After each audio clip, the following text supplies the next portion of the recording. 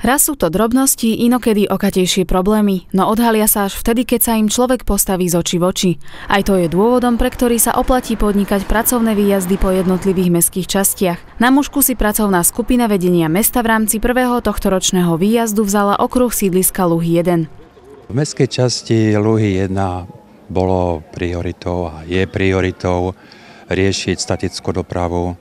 Sú to predovšetkým parkoviská, a to pri materskej škole Malá Okružná, kde sú 2 parkoviská, sú využívané, a potom ďalšie parkovisko priamo v centre voľného času.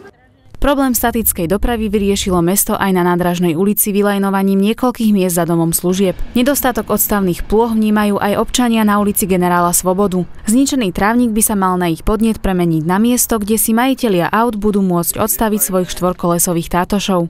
Počas výjazdu sme si pozreli viaceré časti v rámci Luhovy 1. Najmä tam, kde sme sa snažili robiť okamžité úpravy, pokiaľ ide o zeleň, a zároveň opäť podobne ako minulý rok, aj tento rok sme odhalili miesta, kde nám občania urobili malé nelegálne skládky, ktoré boli na tvare miesta do 1 hodiny odstranené. Vypuklým problémom tejto štvrte patria nielen zdevastované lavičky, ale aj poškodené detské ihriska. Oba nedostatky mieni samospráva vyriešiť revitalizáciou. Aktivity, ktoré boli realizované na území volebného bodu Luhy 1, boli aktivity, ktoré boli vyžiadané občanmi a zároveň boli súčasťou výjazdu, ktorý pred rokom bol v tejto mestskej časti. Popri jednotlivých zmenách a úpravách, ktoré sa v posledných mesiacoch udiali v mestskej časti Luhy 1, zdôraznil primátor najmä vybudovanie a opravu krátkych chodníkov. Partizánčania si však vyžiadali aj realizáciu ďalších opatrení.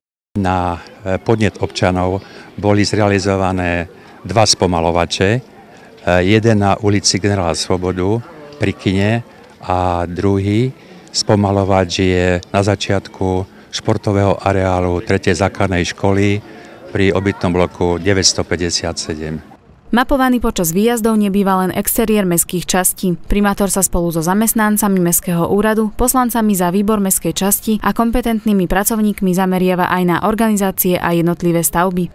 Počas výjazdu sme sa zastavili aj pri knižničnom klube, a to preto, lebo mesto Partizánske bolo úspešné pri predkladaní projektu v rámci Fondu cezhraničnej spolupráce, kde sme boli úspešní pri získaní 33 000 eur preto, lebo knižničný klub sa stane miestom, kde bude muzeálna expozícia histórie mesta Partizánske. V blízkej dobe sa tento priestor bude rekonštruovať. Už koncom uplynulého roka sa oprav dočkala aj budova domu služieb. Neustále zmeny prebiehajú aj v ďalšej dôležitej inštitúcii nachádzajúcej sa na sídlisku Luhy 1.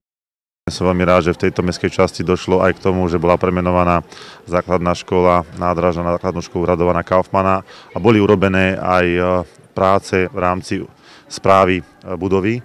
Čo však trápi obyvateľov Luhov 1 sú konáre stromov zatieňujúce verejné osvetlenie a vysoké topole pri ihrisku základnej školy. Občania požadujú ich okamžité vypílenie, no k reálnym činom sa bude môcť pristúpiť až na jeseň tohto roka. Mesto Partizánske pripravuje ďalšie aktivity aj v volebnom obvode Luhy 1, ktoré budú ale závisieť s plánom investícií pre budúci kalendárny rok.